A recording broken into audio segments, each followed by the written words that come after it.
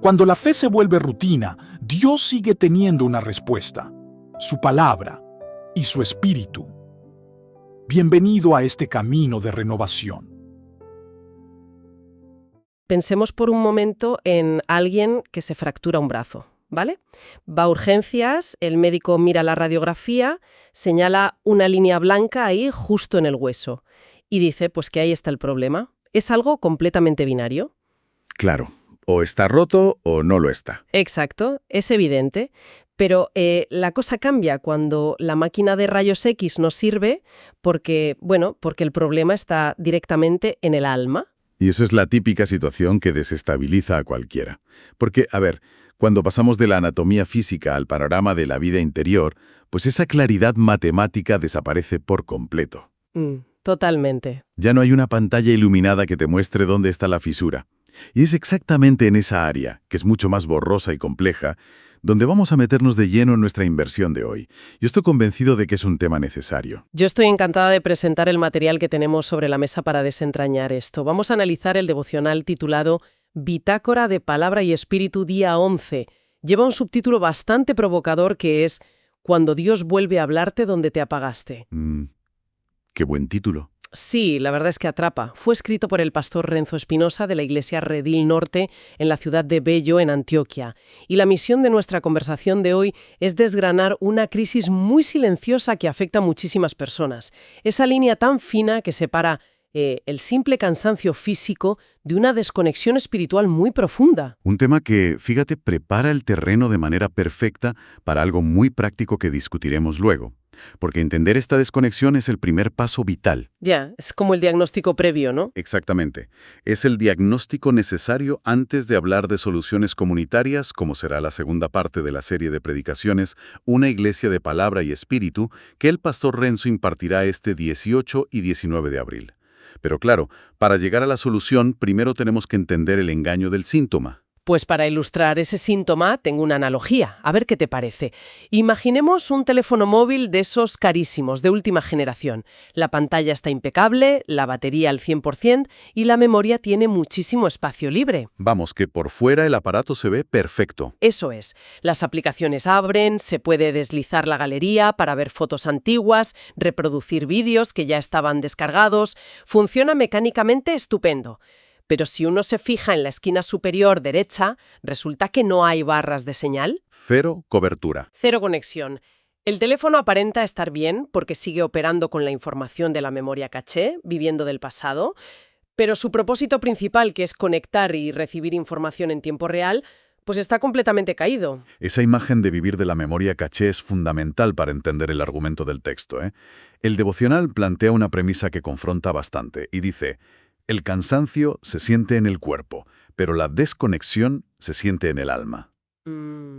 Es muy potente. Sí, y el problema aquí es que, al igual que el móvil que reproduce vídeos viejos, la persona sigue funcionando, siguen cumpliendo horarios, yendo a trabajar, asumiendo sus responsabilidades e incluso cumpliendo con sus rutinas de fe. Claro, no hay un colapso visible. No hay un escándalo moral, pero falta, según las palabras del propio autor, ese peso interior que antes movía. Vale, pero aquí quiero hacer un poco de abogada del diablo.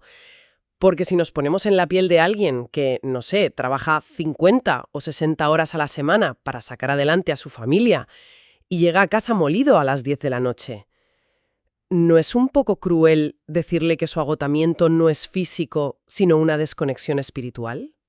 Te entiendo, es una duda muy lógica. Es que, claro, ¿cómo se hace para no generarle una carga de culpa a una persona que ya está reventada por la rutina? Es una objeción totalmente válida y, a ver, es el peligro de simplificar las cosas.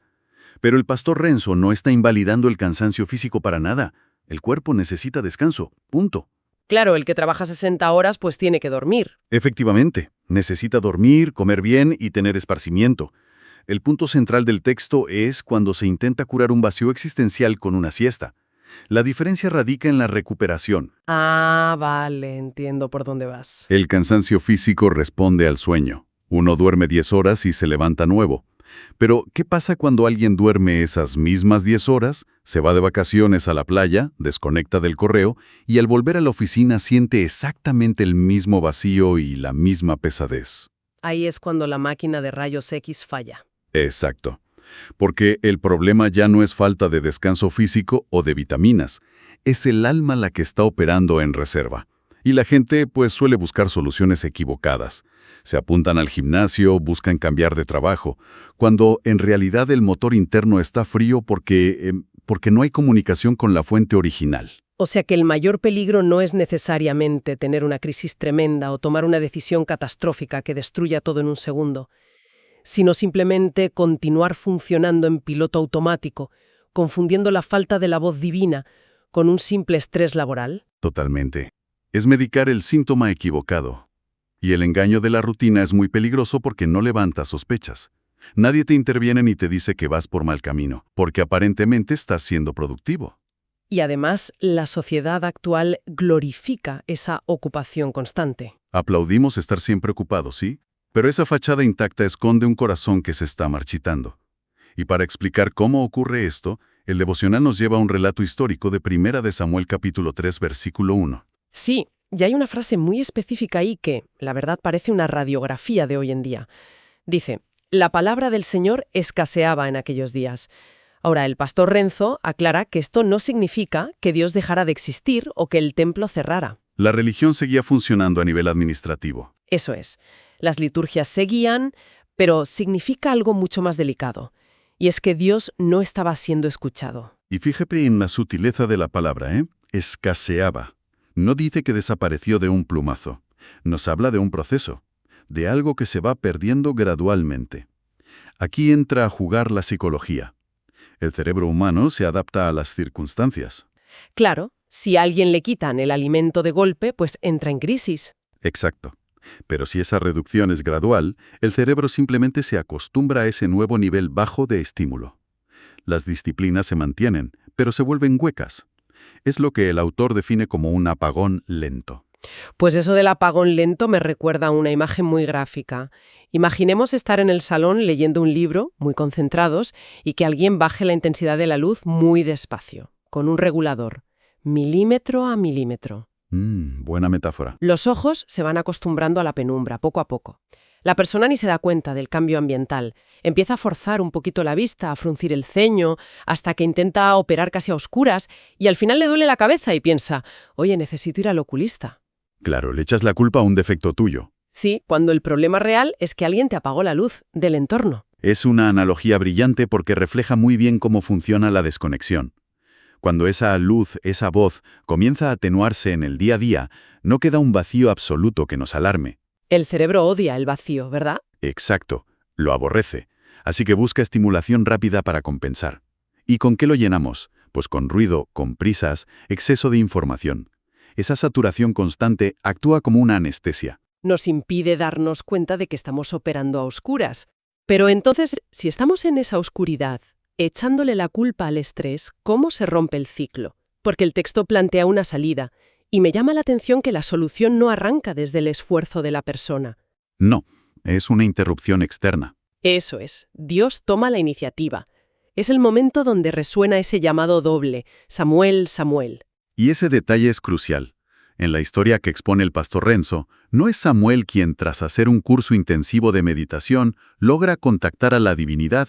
Es la divinidad la que irrumpe en la cotidianidad de Samuel. Y además usando su nombre. Claro, llamarle Samuel, Samuel, no es casualidad. En la cultura hebrea, repetir el nombre denota urgencia, pero también un afecto profundo. Es una individualización total. No es un correo masivo, es una llamada directa. Ahora, me parece muy curioso lo que pasa justo después, y creo que muchos se pueden ver reflejados. Samuel escucha el llamado, pero reacciona súper confundido. Corre hacia Elí, que era su mentor, pensando que le llamaba a él. Es una reacción tremendamente humana. Sí, el devocional dice que estamos tan desacostumbrados a esa voz que cuando por fin suena, la confundimos con las voces normales del día a día. Pensamos que es nuestra ansiedad, o el jefe, o un pensamiento suelto. Exacto. Ese es el síntoma definitivo de que hemos perdido la cobertura, la incapacidad de discernir.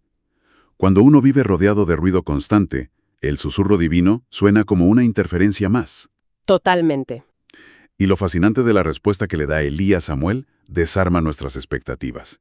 Elí era el líder máximo, pero no le entrega un esquema estratégico de 5 pasos. ¿No le da un manual? No le manda esforzarse más. Para nada. Le enseña una postura de rendición. Le dice que vuelva a su sitio y responda simplemente, «Habla, Señor, que tu siervo escucha». Vale. Y ahí me surge otra duda muy fuerte. Esa postura de rendición suena bellísima, muy poética, pero si la traemos al contexto de hoy, choca muchísimo. Vivimos en una época que nos grita que hagamos más. Sí, la cultura del esfuerzo continuo. Literal, te dicen que te levantes de madrugada, que te des baños de agua helada, que optimices tu tiempo. La solución que nos venden para salir de un bache siempre es hacer más. Pero aquí la instrucción es detente y ríndete. No es como un suicidio productivo hoy en día. El silencio nos aterra. Es que el choque cultural es brutal y tiene una base psicológica. Hemos desarrollado una adicción clínica a la distracción. Las redes sociales, los correos, dan microdosis de dopamina que mantienen el cerebro ocupado. El silencio asusta entonces. Nos aterra porque, sin distracciones externas, la mente se ve obligada a enfrentarse a sus miedos, a la ansiedad y a ese vacío existencial del que hablábamos. Hoy, estar en silencio esperando algo se percibe como una pérdida de tiempo. Vamos, te quedas sin batería en la cola del banco durante 10 minutos y la sensación es de pánico absoluto, como si se acabara el mundo. Precisamente por eso la propuesta del devocional es tan radical. Es que a pesar de nuestra adicción al ruido, esa voz insiste, y lo hace sin gritar para competir con las notificaciones. No usa presión psicológica. Empieza con un susurro. Exacto. Por lo tanto, el remedio para la sequedad del alma no es sumar más actividades a la agenda. La solución es fundamentalmente recuperar la disponibilidad.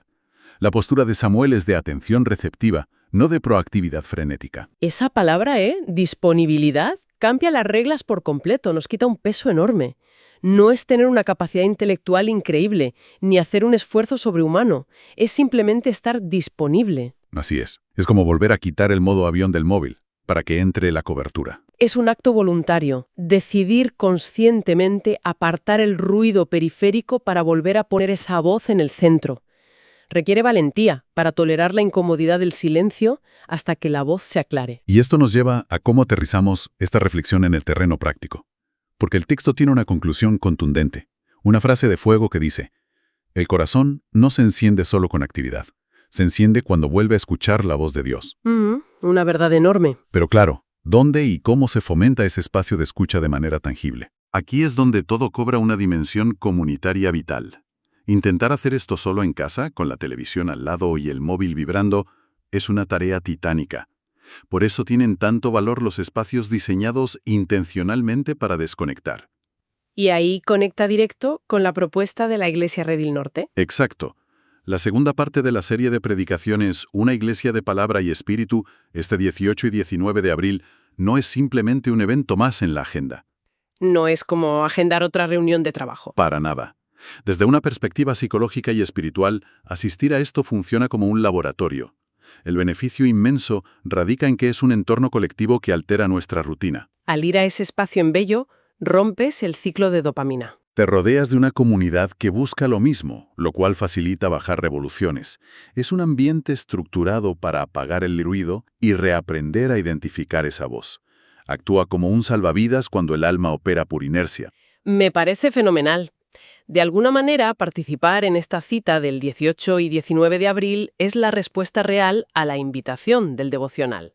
Es tomar la decisión de salir del entorno que nos tiene con la vista cansada para entrar en un espacio donde buscamos la luz juntos. Es la aplicación perfecta. Es decir, colectivamente, habla Señor que tu siervo escucha.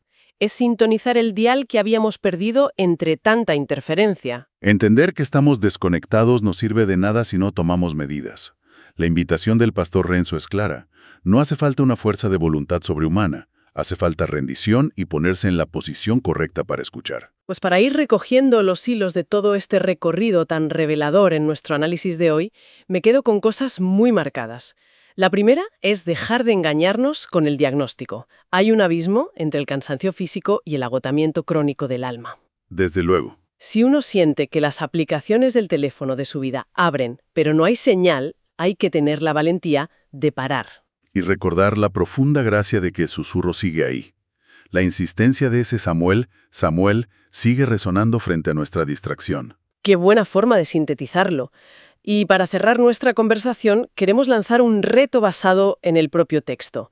Una pregunta del pastor Renzo sobre qué cosas ocupan el lugar prioritario de esa voz. Es una pregunta muy directa. Escuchar esa voz genuina, ¿cuál es ese ruido específico en la rutina que hoy mismo hay que silenciar para escuchar el susurro que llama por nuestro nombre? No es para pensarlo la semana que viene, es para revisarlo hoy. Es el inicio indispensable para salir de la oscuridad. Un primer paso vital, sí. Ha sido un espacio de reflexión muy enriquecedor. Recordamos la invitación para asistir este 18 y 19 de abril en Redil Norte a la continuación de una iglesia de palabra y espíritu. Una oportunidad estupenda. Sigamos trabajando en afinar esa sintonía. No nos conformemos con vivir de la memoria caché y busquemos siempre recuperar la señal. Un abrazo muy grande y hasta nuestra próxima inmersión.